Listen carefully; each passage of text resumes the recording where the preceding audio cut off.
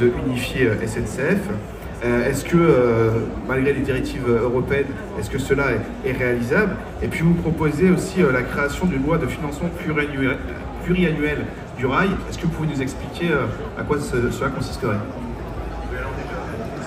Déjà, je souhaiterais revenir un peu sur les propos. Alors, on a entendu aujourd'hui que le service public n'avait pas vocation à être rentable. On l'a entendu. Mon voisin de gauche, vous êtes inversé d'ailleurs, hein, il vient de nous dire que le service public n'avait pas vocation à être rentable. Donc la question à se poser, c'est pourquoi alors poursuivre cet environnement concurrentiel qui n'a comme seule vocation, en s'appuyant sur la régression des droits des salariés, en s'appuyant sur la réduction des moyens, comment se fait-il que si l'objet n'est pas la rentabilité, nous poursuivions dans cette trajectoire? D'ailleurs, moi je veux bien qu'on soit un peu angélique sur la part modale plutôt stable depuis l'ouverture à la concurrence. Faux. La part modale s'est effondrée en 20 ans. C'est une évidence, les chiffres sont là, on peut les commenter, mais on ne peut pas les manipuler n'importe comment. La part modale a régressé, le tonnage transporté aussi. Ça, c'est la réalité depuis 20 ans. Depuis 20 ans, les choix politiques, les choix accompagnant les décisions politiques de la direction de la SNCF ont valu des multiples fermetures de gares fret, de triage fret. D'ailleurs, vous posiez la question de savoir s'il y avait des fretteux dans la salle. Il y a d'abord des cheminots, mais il y a surtout 10 000 fretteux qui auraient dû être là, qui ne le sont plus, parce que depuis 10 ans, c'est 10 000 emplois qui ont été supprimés au fret.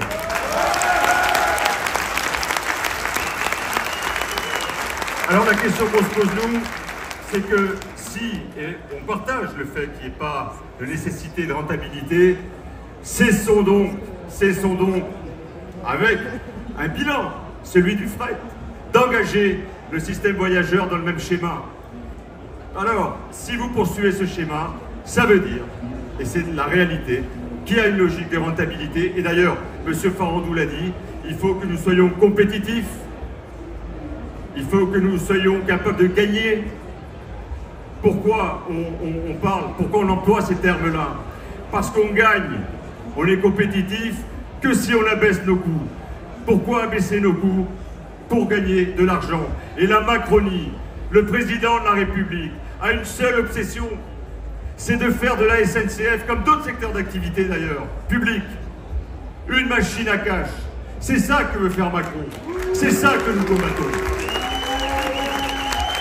Alors oui, on a nous, depuis longtemps, une proposition, c'est de revenir à une réunification du système. Dès lors qu'on considère qu'il n'y a pas de rentabilité nécessaire, que la seule, entre guillemets, rentabilité qu'on peut attendre du service public, c'est une réponse aux besoins de toutes et tous sur l'ensemble du territoire. On considère alors qu'une seule entreprise, dans laquelle l'ensemble des activités, dans laquelle tous les cheminots peuvent travailler ensemble, concourront à une production ferroviaire de qualité.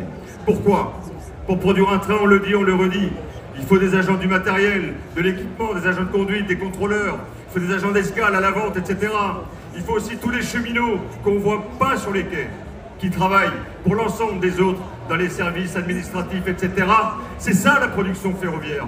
Mais il faut surtout recréer des synergies, un lien entre les activités, une capacité à pouvoir déterminer ensemble les trajectoires de tel ou tel train, et surtout permettre aux cheminots de façon mutualisée à retravailler ensemble. Et d'ailleurs, si on remutualisait les moyens de production, on aurait affaire à moins d'aberrations. On prend toujours cet exemple, il est éloquent. Quand aujourd'hui, nous avons des agents de conduite qui sont habilités à conduire un train de TGV, ou d'autres un TER, ou d'autres exclusivement du fret, et quand on se retrouve face à des aléas normaux de la vie, où un cheminot ne peut pas tirer son train le matin, notamment de voyageurs, alors qu'on a des cheminots, agents de conduite du fret disponibles, on laisse le train à quai parce que le cheminot du fret n'est pas habilité. Voilà le type d'aberration avec lesquelles il faut cesser. Donc oui, nous demandons, nous souhaitons, pour le bien de l'entreprise publique et de sa performance en termes de réponse aux besoins, une réunification qui va prendre du temps. Mais dans le cas de la discontinuité du fret, nous avons fait une proposition, une première proposition. celle qui consisterait à rassembler dans une entité mobilité. C'est un peu détricoter ce que nous a imposé entre la loi 2014 et la loi 2018. Revenir dans un premier temps à une société de mobilité dans laquelle le voyageur et les marchandises pourraient travailler ensemble et on pourrait là entrevoir une mutualisation de moyens. C'est une première étape que ni l'Europe ni rien d'autre nous empêche. Donc ça c'est possible, c'est une décision politique qui peut être prise. Ensuite, en effet, on voit bien qu'une des problématiques larges pour le service public et son développement, c'est l'infrastructure ferroviaire. C'est vrai pour le fret, c'est vrai pour le voyageur. Quelques éléments, comme ça, pas à la volée, très recherchés d'ailleurs. Évaluons un peu ensemble, par exemple, le volume transporté, chiffre 2022, en une année en France. Tout mode confondu, 338 milliards de tonnes de marchandises circulent en France. 296 par les poids lourds, près de 30 milliards par ferroviaire et 6 et quelques avec le fluvial et l'aérien. Pourquoi je dis ça? Alors ce tonnage, ces milliards de tonnes, sont répartis entre des pavillons français avec origine-destination en France et pavillons étrangers avec origine-destination d'autres pays étrangers. Sauf qu'ils circulent dans le pays.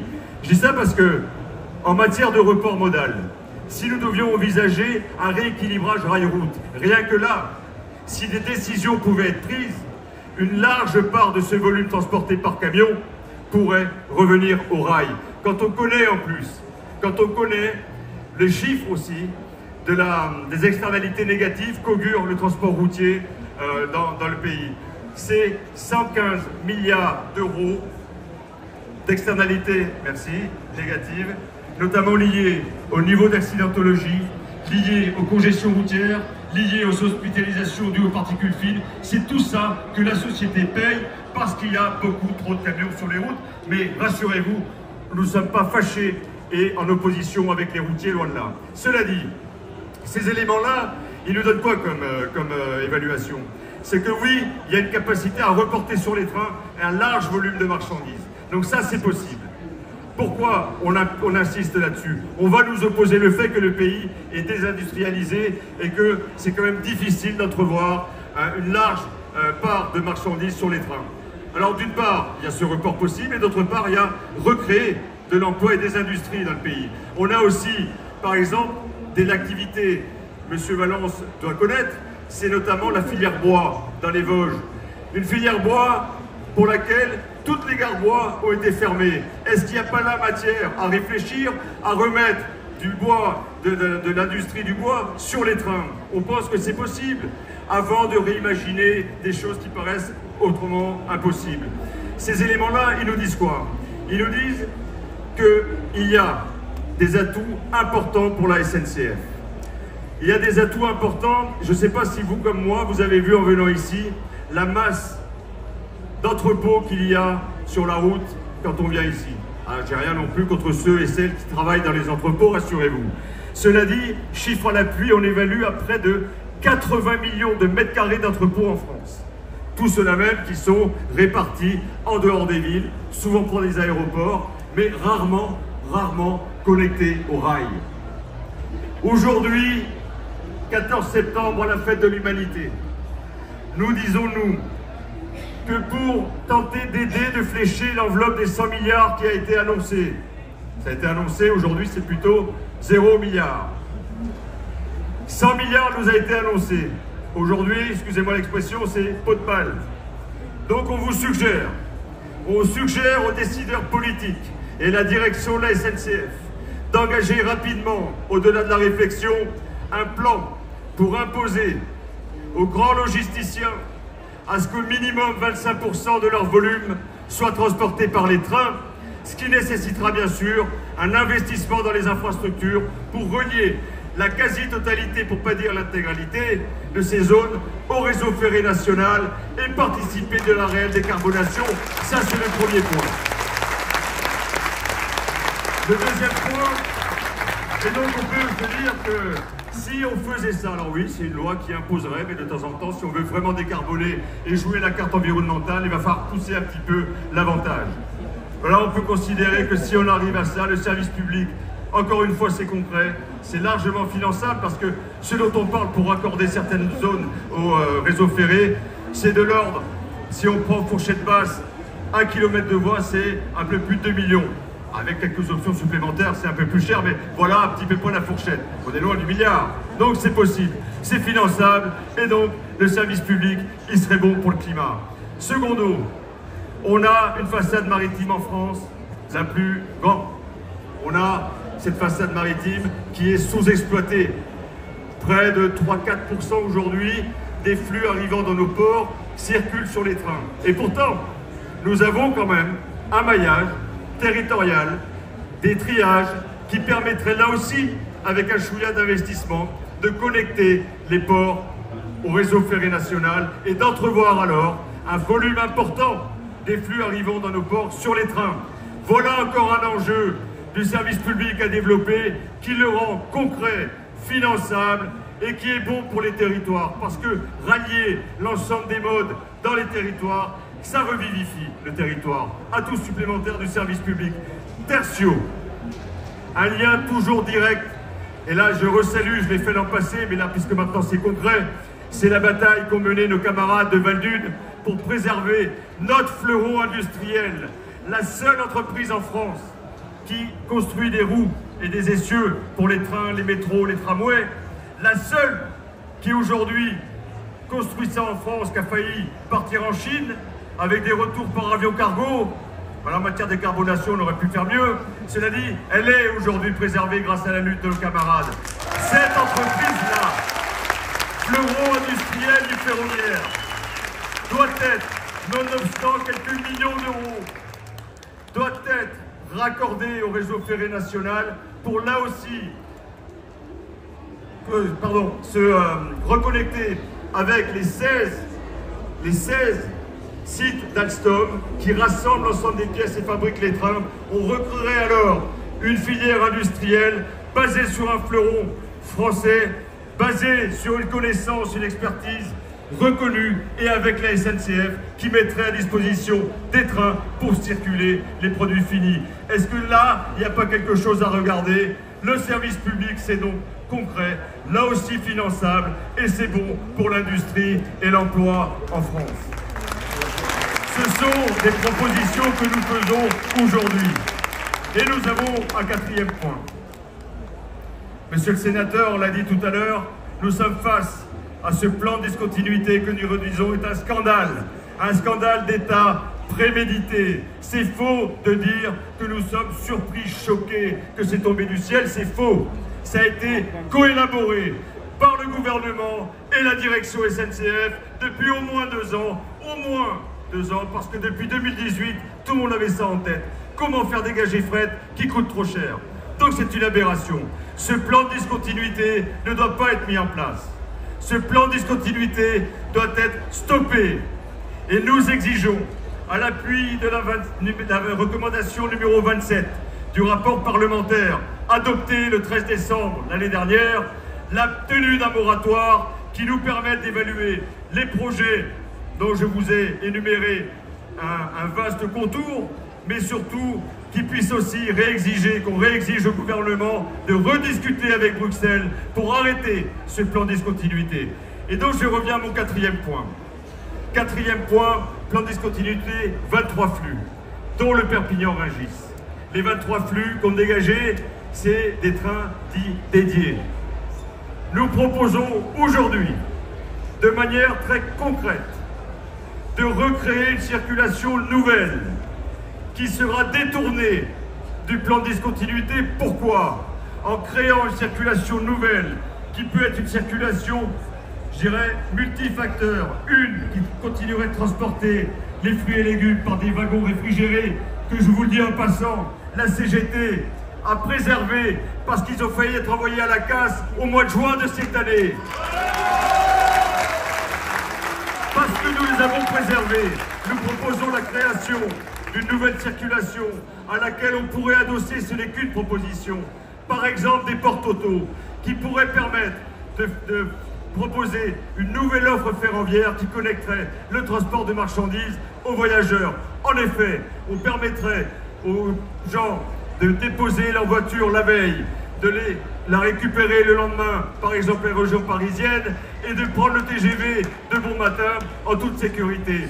Nous avons la capacité de regagner un sillon, nous avons le matériel, les personnels, nous avons, nonobstant les travaux aux mines de Rungis, la possibilité d'accueillir ce train, par exemple à Valenton, nonobstant quelques financements. Il s'agit là de choix politiques à opérer, nous vous le demandons et on le redemandera dans quelques jours.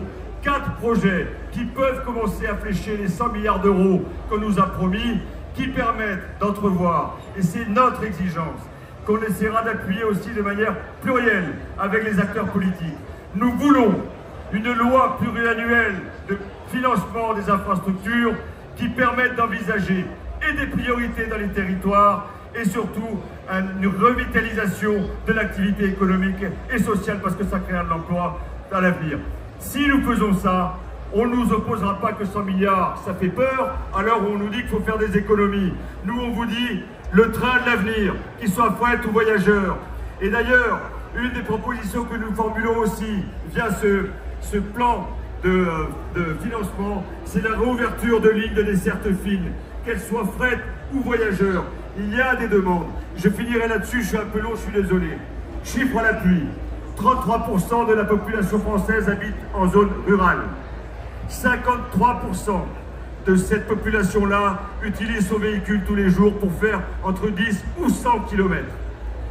À partir de 50-60 km, on peut se dire qu'une ligne de desserte fine du territoire peut exister ou existe déjà. Nous pouvons donc légitimement exiger la réouverture d'un maximum de petites lignes, de lignes de desserte fine, fret et voyageurs, pour revivifier les territoires et décarboner la société et aider la question environnementale. Cela dit, là c'est possible. C'est possible dans un cadre pluriannuel de financement, ne nous ont pas peur. Monsieur Valence nous dira, je l'ai fait. Il l'a fait, mais pas avec la SNCF. Il a permis la réouverture de Nancy contre Aix-et-Ville avec Transdev et un autre acteur du réseau. Pourquoi on considère que c'est une erreur? Dans une logique globale où la SNCF a tous les atouts, via ses techniques de production, wagons isolés, trains dédiés, avec ses techniques dans le voyageur, si nous ne réouvrons pas les lignes avec la SNCF comme exclusif acteur, nous ne permettrons pas de faire circuler du fret et du voyageur sur ces lignes. Transdev, qui a été l'acteur choisi par la région, par M. Valence, ne fera pas circuler de fret sur la ligne Nancy contre Aix-et-Ville. C'est une aberration supplémentaire. Donc oui, la SNCF, entreprise publique et unique, doit revenir au cœur des propositions et du développement du ferroviaire en France. C'est ça que nous proposons. 4 points pour financer, 4 points qui sont sur le bureau du ministre, très rapidement selon le pouvoir. Monsieur Valence voulait réagir.